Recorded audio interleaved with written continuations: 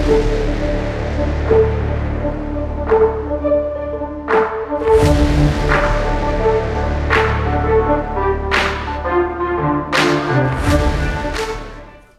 like Abomination a lot more than Roland. But the thing about Abomination is, again, you do have to build your deck with it in mind. You can't just throw it in the deck. So, whereas with Roland, you can kind of throw it in a deck if you really want, but Abomination, you definitely have to build around it. Speak of the devil, this underwear is using a Roland emblem picture there. But it's going to be Dragoncraft versus Blood, and we've seen a few times this Bat aggro Bloodless with the Karabos. Quite often would you say that is the more popular Blood deck, and would you say it is the correct tournament choice here, Aya? Yeah, the deck is very aggressive. It can do tons of damage. You know, it has access to a lot of damage. I mean, it can flood the board on early turns. It's just a really strong deck that kind of snipes at those slow decks that don't necessarily get great hands. But look at that ramp. Wow. That's some ramp. He's on 7 mana, while Gengur's on 3. That is whew. And, oh my goodness, and he draws a Sybil. Oh my Sybil goodness, wouldn't even actually heal him or ramp him. Because it wasn't his 5th turn. He's gonna be on 9 mana on his 5th turn. That's insane. Yeah, Underwear drew the dream. He's living the dream right now. He's gonna Wrath Drake on turn 5. Oh my gosh. Yeah, this is 100% This is exactly what you want to see with the dragon. Yeah, exactly. Actually, no, I take that back. He can lose if he disconnects. Yes. Yeah. Ooh, that was a devastating Wrath Drake. Yeah, that was a crazy Wrath Drake. So now he's sitting there like, well, what do I do about this? Like, he started out the gate with all the ramp.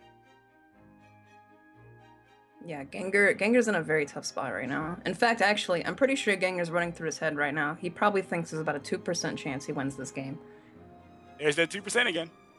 Yeah, I mean, it's literally 2%. Because Underwear, he can start playing he can slap down Lucifer next turn. Like, there's not too much Gengur can do. His amazing Big Knuckle Bodyguard doesn't even do anything. No, it doesn't. And not only does that not actually do anything, but he has the Bahamut next turn. Turn 6 Bahamut coming down because he's got this 10 play points. I mean, it's looking pretty just cleaned up here. Yeah, I mean, Bahamut or Zeus just basically in the game. Oh, there it is. That one didn't count. And I mean, what does Gengur even do? The top left concede is a pretty good option. I think realistically he has to like Night Horde Urias this. Yeah, it just surrenders. Poor Gengur. Oh my god. Yeah. Oh my god. I feel like Underwear just gave Gengur the mega wedgie there. That was just an absolute dumpster of a game. When you ramp that hard as Dragoncraft, I really don't feel like that. How often? I feel like we don't see that very often. That feels like an incredibly high roll. How many times have you seen Dragoncraft on turn 5 have 9 play points? You literally are ramping as if you're on a roller coaster. I don't even know what to say. What do you say about that? You play Bahamut, you have Zeus. He even could have styled and played the Queen of the Dreadsea and then brought in the Zeus. Actually, that's what I would have wanted to see there. That would have been nice, yeah. I wanted the extended play there. But Gengur gets a second swing at it.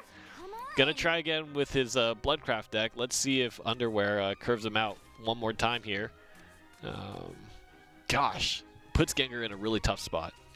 Oh man, so he opts to get, Underwear decides to get rid of his 1-drops, and he mulls into two animated Ektars. Go ahead, brother. Animated, and showing off his wallet status. Actually, getting rid of the one drops there is very interesting because they trade for bats really well. So. Yeah. I just don't get that line at all. But hey, he's the one here. He's the one playing in the tournament. We're just the casters. Drew into Illyrial, which is pretty good, and he does have Angel of the Word, but, you know, Gengur's just going face the whole time. Can you blame him? No, I mean, this is deck strategy. Right. It's like, you know, so this Illyrial more than likely is going to value trade. Obviously, no point in going face here. But Angel of the Word's going to snipe off that Illyrial, take it out. Or a Nighthorde. Nighthorde works too. Gets two bodies on board, can go face for the one. This is actually pretty good for Underwear because he gets to evolve an Unseen Lyrial next turn, and Gengur's hand is pretty bad, holding 2 Caribous. Yeah. So he's opting not to play the Nighthorde here. This actually does make him more... Wow, really? All 3 Lyrials. Oh, no, this card's pretty good. And right here, it's gonna be... Yeah, I heard that. So. Alright.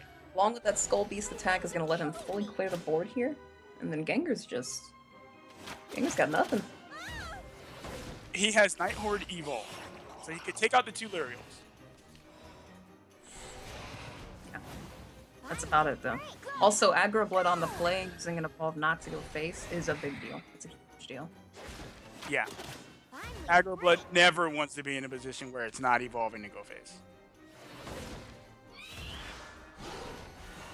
Luckily for Gengur, Underwear actually can't kill this bat. It's invincible. Mess with me? Minions. Stay beautiful. Dream for eternity.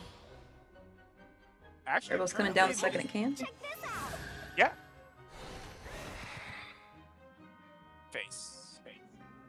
Always face, yeah. That's a good draw. It's looking good for Gengur. He's getting his low-cost cards again. Oh, and he is... Yeah, he's in a lot of trouble.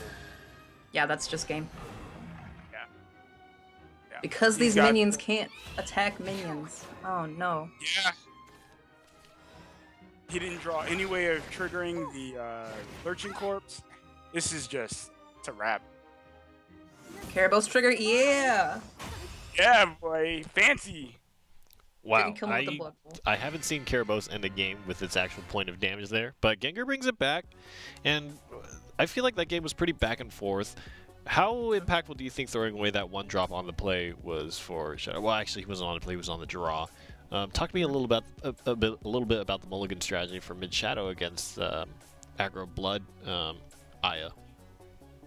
Well, I think what he was aiming for was to get more early game removal instead of just keeping the 1-drop, because the 1-drop doesn't actually trade into any of the 1-drops that Blood would play because he was on the draw. So he was probably looking for more removal. Unfortunately, though, he did draw 1 removal, but then he drew 2 Ektars, and nothing he could do in the early game other than that. Shadowcraft Mirror seems like it's the name of the game. And I guess while we're on the topic of mulligans, I think going first, going second really makes or breaks a mirror match. How have these hands played out for these two players? Well, right now, the mulligans right now kind of lend to a little bit of a slower game. Shadow versus Shadow tends to kind of linger a bit. The matchup is not necessarily the fastest, so it does, tend to drag a little bit until whoever can generate the most advantage. So I think that right now the name of the game is just build a ton of shadows so that you can just start jamming your Ektars before your opponent, and I think that's exactly what Gengur is going to want to do in this point. Yeah, basically it's just on the play is a big deal, but only if you have strong on the play plays. These Demonators are okay-ish, I guess, because he has the Bone Chimera, but he doesn't exactly have too much to follow them up with. Right. Well, at the very least, wow, he draws a third Demonator. Well, he can draw a lot of cards. That's true, yeah. Has the Lyrial, which is also a great evolve in this matchup. Also, double Demon Eater on 4, wow, into double Necro Assassin. Yeah, he's drawing his deck in a weird direction here. But it's not terrible. There's really no way for Underwear to clear this. And it's, oh, well, I don't know. He can do the Lurching Corpse into the Demon Eater in his hand, so he can clear one thing. You evolve the Demon Eater to, you know, take out one of the 1/2s or whatever's remaining. Ooh, this is actually could backfire. He could kill it. Never mind. And it didn't backfire. The 33% Yeah, he could have killed the pays skeleton off. by accident. Ooh, never mind. Yeah. Why? This is the plan to just go face. Why this line? Interesting. Well, I guess there's a consideration for him wanting to put Gengur in the reaction position instead of actually playing defensively because he's second. So he could be trying to steal tempo by doing this line. Unfortunately, though, Gengur's hand is very well equipped to handle this board. Right. Suppose forcing your opponent to evolve. You know, you can use those evolves aggressively to kind of get their points out of them, but Lyrial's a pretty good evolve to force, so. Definitely. My wings are killing me. Yeah, I think we're in for a long game. There's going to be a lot of this back and forth. For sure. I mean, Shadow normally does that anyway. The only difference being that Underwear actually has the cards that will end the game. It's got Phantom Howl and Ether. There's actually a low number of Cerberus being drawn all day. I haven't seen Cerberus but maybe once. I agree. That is very unusual, actually, that we haven't really seen that much in the way of Cerberus. Finally a break. Goes for the trade. Ooh, Death's Breath on curve. That's good. I mean, Pretty you just good, jam it. yeah. You could just jam it, right? Yeah, okay. So you just jam Death Breath. And he doesn't have to Evo. Yeah, I don't think you do actually. I think that allows you to save that evolve, which could be huge because again, Gengur's on the play, and Underwear up until now was bullying him with that extra evolve orb. Yep. So Now, if Underwear gets one as well, never mind. Never he lucky. didn't. I don't know. He was pretty lucky earlier, so I think he used all of his luck up. Oh, maybe. So now he's in a position where he doesn't want to pop his last evolve. You know, neither player wants to pop their last evolve. Oh, you never want to do that. You never want to be the first Assassin player to could put just be your last. bad. Phantom Howl defensively is bad. Yeah, I don't think you want a Phantom Howl here at all. He has no Soul Squasher target. But have to respect Eekter. Eekter is a play. Even though Gengur's not holding one, Underwear is holding one to remind him that it's a card. So. Right. True. Let's get True. into trouble. I'm coming for you. That's good. I'm stuffed. He's gonna evolve a Lyrial. Interesting. Yep. To the bone. Nice. I'll show you. And Underwear forced Nice to line. use his last evolve before Gengur is. Yeah. This could be huge for a Gengur. That's that Eekter respect, man. He pulls so much. Yeah.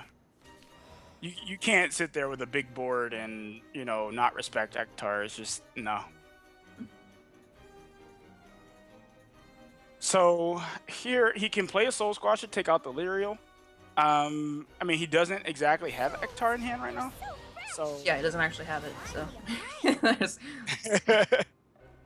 Although he could play his board out as if he does. He could just keep, you know, keep baiting with that.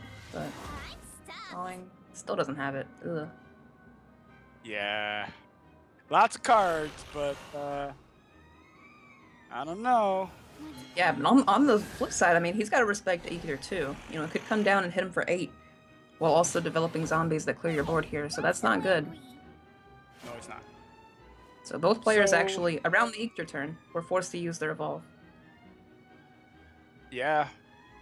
This is a very interesting game. You got Underwear with his Ektar. You have Gengur without an Ektar. He has Necro Assassin. He has a Lurching Corpse, so he can do a good number to the board if Underwear develops. But this is kind of a hard game to call here. It just depends on how well one of these players is going to be able to, you know, push through this kind of stalemate that's taking place. Technically, Gengur's a bit better set up for it, and his Eater is technically more dangerous, because if he draws it, it's actually useful with this board. Yeah, since Underwear can't clear enough this turn. Yeah, he's hoping though. for a Hail Mary. Yeah, he's going for it. That play right there said, I've got Eater. And Gengur still doesn't. Yeah, this feels bad in all the wrong ways. Or the right ways? I don't know. Whatever. So it just feels bad. Gengur does have Lurching Necro, though. He does. He does still... if... Oh, okay. It's going to go for double Necro, it looks like. Ooh. Hits the worst target, always. Yeah. Yeah, not what you want to hit. Oh, man.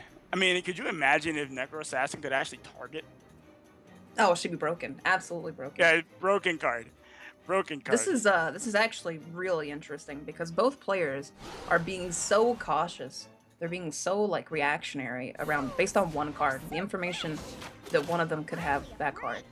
The card that Underwear is holding. Yeah. And okay, so he's gonna slam it for sure. He didn't slam it for sure.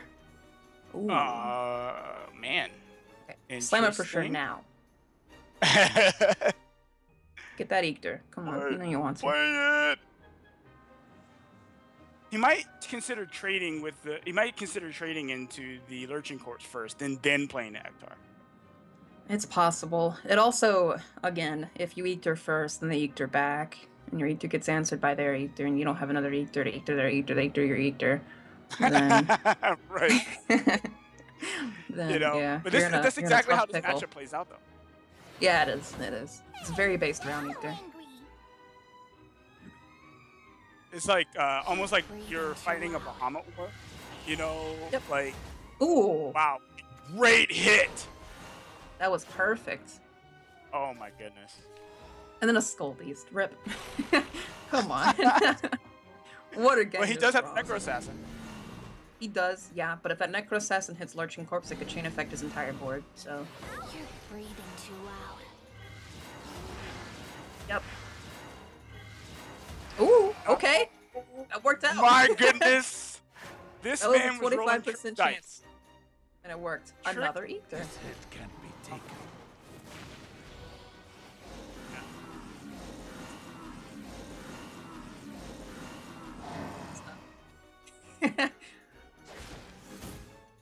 It's so quiet. Well, does have Gengur's got Grimner. and yeah. Grimner's good. Still wipes boards. Grimner is good. Oh! And he draws his own Ektar. Okay. So if this Lurching Corpse hits the Skull Beast, this is godlike for Gengur. It's godlike for Gengur. Oh. Right. Oh my goodness. That was an interesting draw. I don't think it affects the game yet, though. No. It will affect the game after this, I think. But yeah. Double Eaters. He's gonna get slapped for 7, but ugh. Yeah. He does get the Grimner again. Disgusting. You know, if he had a Deathly Tyrant, he'd have lethal right now. I'm just saying. He would, because he's got 20 shadows. So If he yeah. wanted to play Deathly Tyrant. Some people do as a one-of. Do you Grimner this, or do you play Eater? I think you have to play the Ektar. I think you do.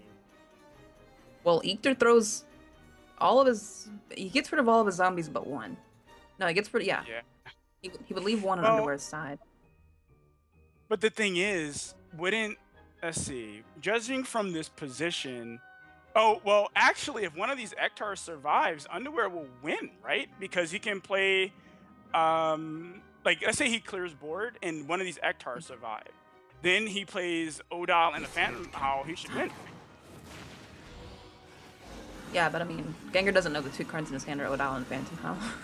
So. Well, I know. I'm saying from our perspective. Yeah, for sure. So he goes for the Eater clear. He's going to leave up one Zombo, which... math. It's too off. Because he can kill one of the zombies from one of the ghosts from Phantom Howl onto the Eater, leaving a spot open for Odile, but that'll put him one off lethal. Right. So, yeah. This is rough, man. I think since he can't do lethal, he has to use Phantom Howl to clear his Ektar, right?